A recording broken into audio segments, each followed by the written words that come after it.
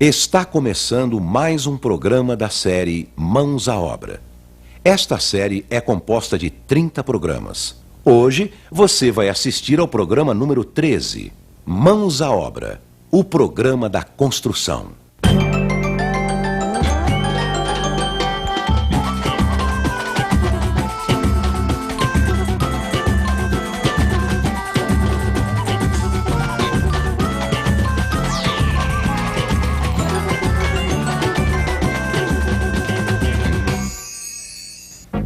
No programa anterior, vimos como fazer vigas e lajes, como fazer as vigas sobre paredes, como fazer as vigas sobre vãos, como preparar as lajes, os cuidados na hora de concretar as lajes. Mãos à obra, programa 13, instalações elétricas.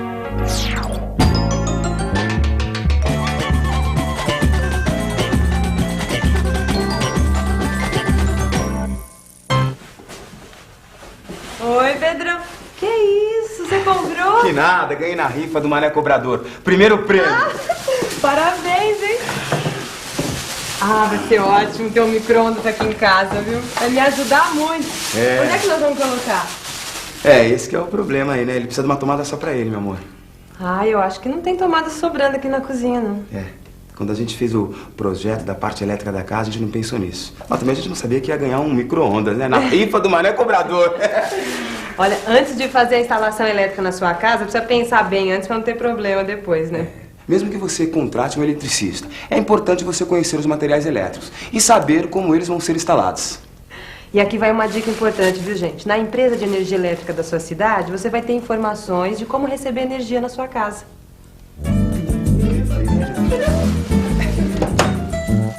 Você vai saber como colocar o poste de entrada e o eletroduto. E como deve ser a caixa de entrada, onde serão instalados o medidor e a chave geral. Depois, com a obra mais adiantada, vai chegar a hora de preparar os pontos de energia elétrica.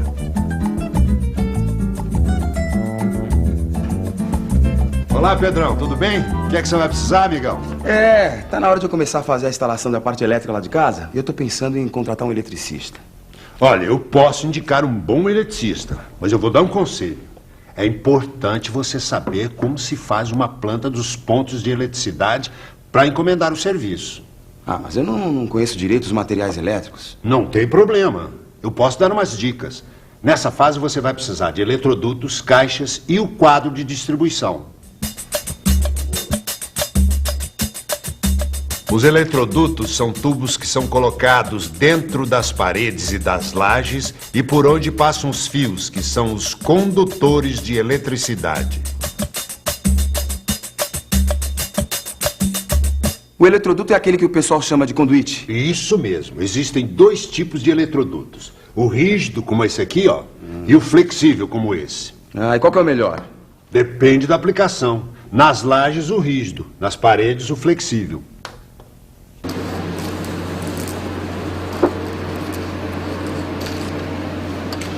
Ele é mais prático. É fornecido em rolos. Você pode cortar no tamanho que quiser sem precisar emendar. E tem mais. Por ser flexível, tem a vantagem de poder fazer curvas na parede. Agora, tem que tomar cuidado, porque nas lajes o flexível pode ser danificado durante a concretagem. É por isso que, nesse caso, você deve usar o rígido. Tá ficando lá.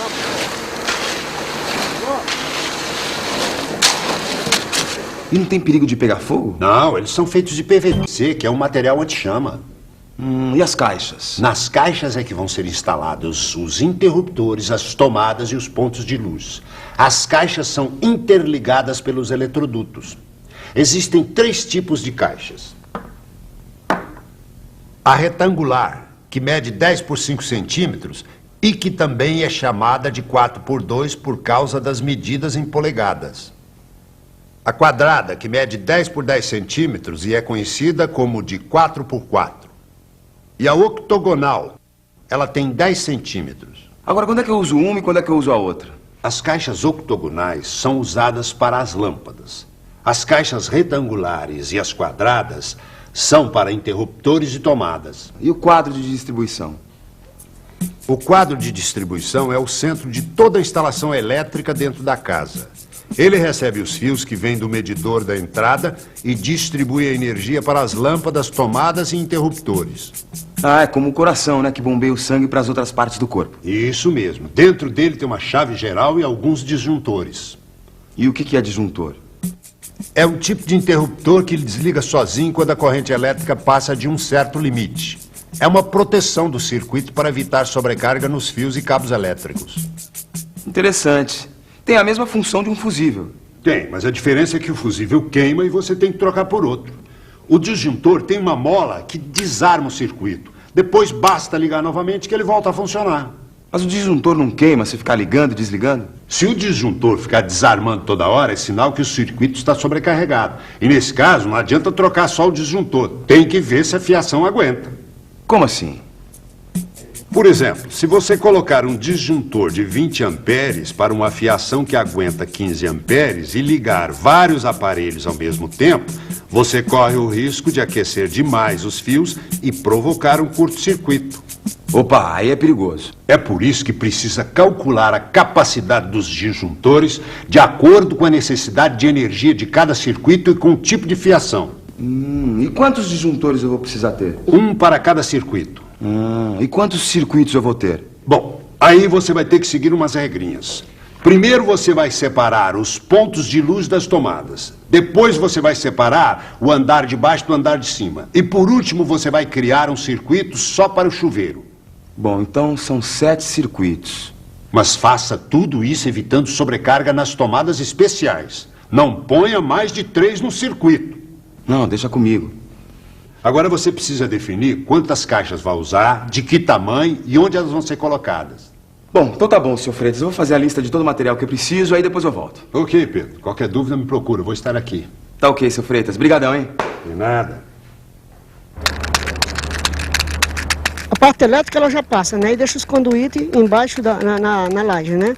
Então a gente já sabe que ali onde tem aquele conduíte vai subir normalmente uma caixinha. Então a gente já, com o eletricista, que a gente toma informação, a altura que tem que ser as caixas. Por exemplo, a minha parede, na segunda fiada vai ter uma caixinha, na sexta fiada vai ter outra.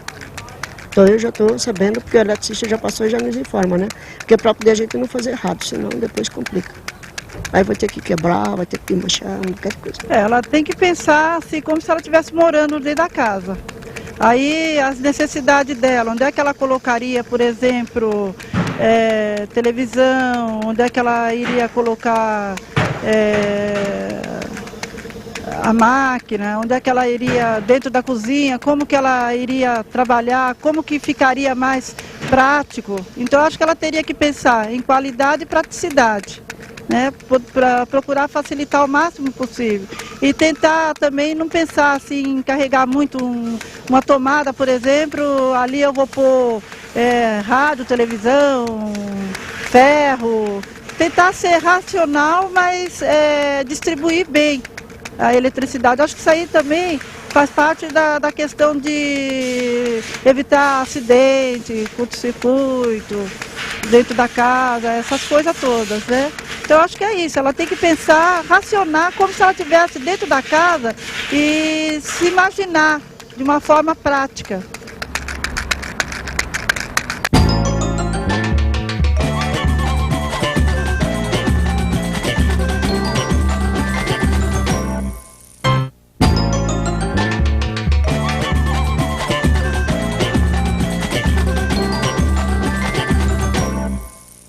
Depois das dicas do Sr. Freitas, eu aprendi como é importante você fazer uma planta dos pontos de eletricidade.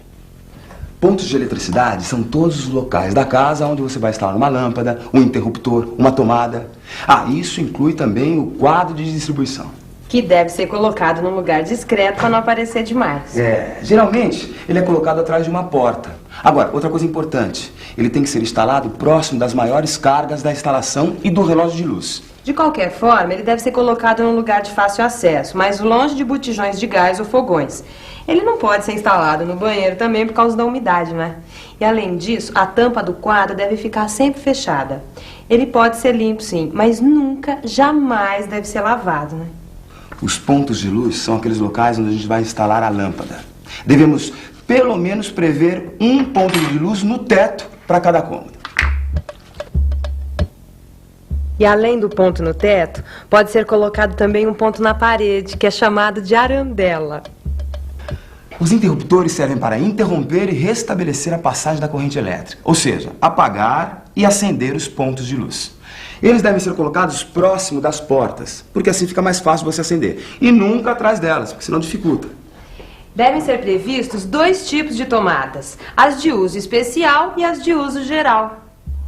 As tomadas de uso geral são aquelas que a gente ainda não tem o uso definido e servem para ligar TV, videocassete, aparelho de som, abajur. As tomadas especiais são aquelas que a gente vai ligar a aparelhos que têm uma voltagem diferente ou um consumo elevado, como geladeira, máquina de lavar, chuveiro elétrico, Micro-ondas. Foi por isso que o seu Freitas ensinou pra gente uma regra básica para saber quantas tomadas devem ser instaladas em cada cômodo. A proporção ideal é uma tomada para cada 5 metros. E você calcula isso da seguinte forma. Você soma o comprimento de todas as paredes do cômodo. Por exemplo, se você tiver um quarto de 3 metros por 3,5 metros, o contorno é de 3 mais 3 mais 3,5 mais 3,5, que é igual a 13 metros. Aí você divide esse valor por 5. Então, 13 metros dividido por 5 é igual a 2,6. Esse número você arredonda para cima e vai dar 3 tomadas para esse cômodo. Mas atenção, no caso da cozinha, que é necessário ter mais tomadas, essa proporção deve ser menor. Uma tomada a cada 3,5 metros. Então, se você tiver uma cozinha com os mesmos 13 metros de contorno, você vai dividir por 3,5, ou seja, 13 metros dividido por 3,5 é igual a 3,7. Então, você deve colocar 4 tomadas. No caso do banheiro, não se esqueça de colocar uma tomada junto ao lavatório, mas tome cuidado para que essa tomada e o interruptor fiquem a mais de 60 centímetros do box. Outra coisa importante é você adotar um padrão de altura na colocação dos diversos pontos de eletricidade. Isso vai facilitar a sua obra, porque você coloca os pontos todos na mesma fiada de blocos. Ai, depois fica tão bonito depois de pronto. Mas para isso existe uma tabela, e essa tabela é a seguinte. As tomadas baixas, de uso geral, devem ser colocadas a 30 centímetros do piso. As tomadas médias, como as do lavatório, do banheiro, da geladeira, do liquidificador, da máquina de lavar, do freezer, da campainha da rua, do micro-ondas, devem ser colocadas a 130 centímetros do piso. As tomadas altas, no caso do chuveiro elétrico, devem ser colocadas no mínimo a 225 centímetros do piso. Os interruptores devem ser colocados a 130 centímetros do piso. E as arandelas devem ser colocadas a 190 centímetros do piso.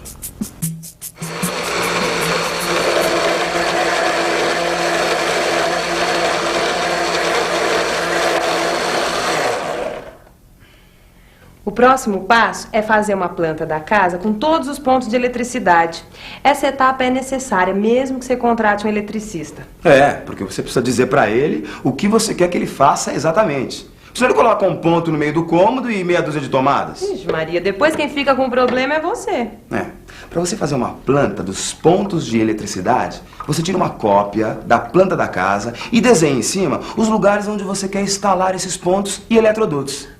Tem uma convenção para marcar esses pontos. São símbolos que representam cada tipo de ponto.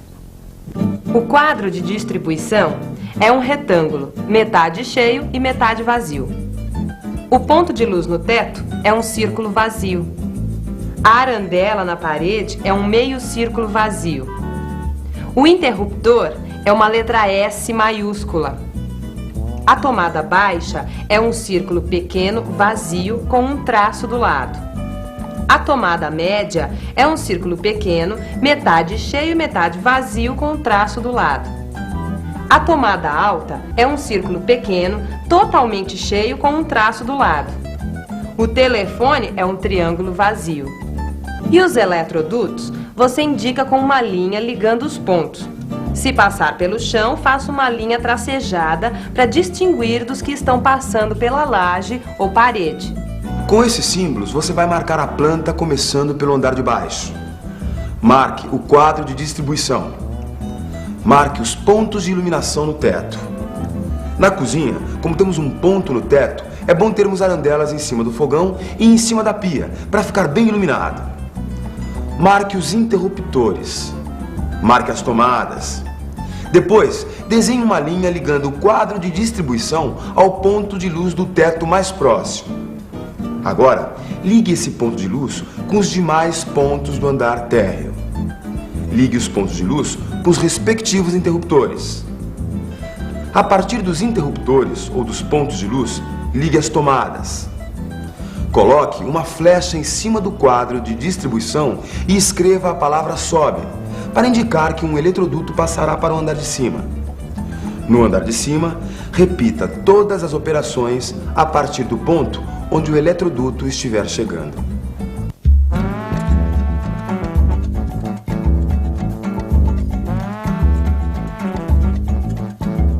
Com a planta pronta, você pode colocar as caixas. As caixas devem ficar bem presas, tanto nos blocos como na laje. Use um pouco de argamassa de cimento e areia 1:4.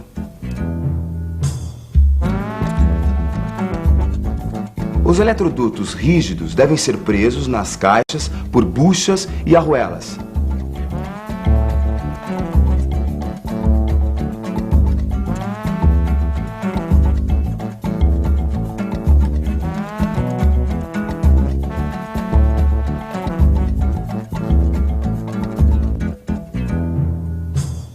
Os eletrodutos flexíveis passarão dentro da parte oca dos blocos e os rígidos ficarão concretados na laje. O diâmetro dos eletrodutos depende do número de fios que vão passar dentro deles. É recomendável usar eletrodutos de no mínimo 3/4 se for rígido e 25 milímetros se for flexível. Nunca passe mais do que 6 fios dentro deles. Você tem que fazer também um eletroduto separado só para os fios do chuveiro e outro para o fio do telefone e o cabo da antena da televisão. E aqui tem alguns detalhes importantes. O eletroduto que sai da caixa deve ter uma ponta sobrando acima da laje para continuar a instalação no andar de cima. Tampe com papel ou estopa a ponta dos eletrodutos e as caixas para evitar que entre água, sujeira ou concreto durante a obra, o que pode estragar as caixas ou entupir os eletrodutos.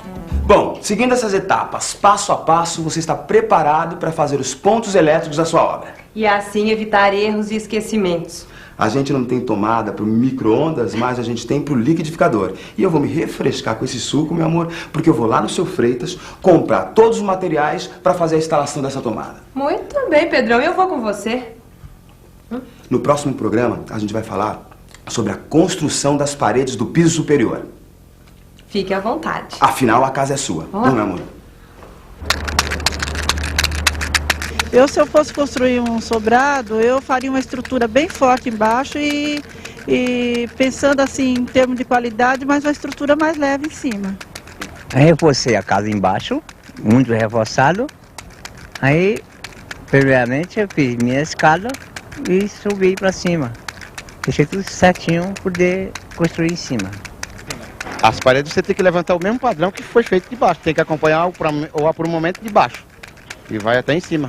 Padrão, né? Olha, a prioridade minha é minha família, certo? Eu acho que não só minha, mas de todos, né? Temos lá para...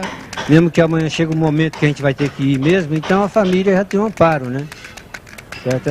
O meu objetivo é esse, né? Porque, veja bem, às vezes você tem oportunidade na vida, você deixa passar. Vai deixando passar, então chega um momento que você fala, vou ter que agarrar essa, porque se eu soltar essa, nunca mais. Eu vou para debaixo da ponte, né? Então é uma coisa que eu vou te falar. Cada tijolo desse aqui que nós estamos levantando é com amor, entendeu? Tem que ser com muito carinho, não é falar assim, não, vou levantar aí de qualquer jeito, não. Tem que ser com muita paciência mesmo.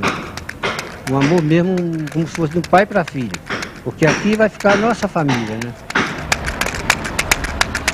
No programa de hoje, vimos como fazer a instalação dos pontos de eletricidade. Quais são os tipos de materiais elétricos? Como calcular a quantidade de material necessária?